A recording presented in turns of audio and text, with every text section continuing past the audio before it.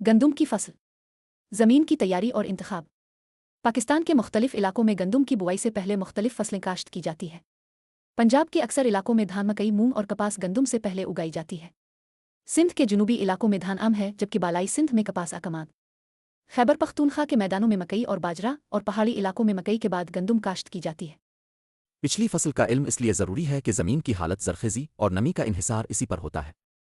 अगर पिछली फसल दालें हों तो ज़मीन में कुदरती नाइट्रोजन शामिल हो जाती है, जो गंदुम के लिए बेहतरीन ग़िज़ाई ज़रिया बनती है। लेकिन अगर पिछली फसल धान कपास हो तो ज़मीन सख्त खुश्क हो जाती है, जिसके लिए गहरा हल और पानी की तैयारी ज़रूरी है। इसी तरह अगर पिछली फसल में बीमारी जड़ी बूटियां ज़्यादा थीं तो नई फसल के लिए एहतियात और ज़मीन की सफाई लाजमी हो जाती है। इसलिए बुवाई से पहले ज़मीन की हालत और पिछली फसल की नौइयत का जायज़ा लेना कामयाब गंदुम की काश्त की बुनियाद है।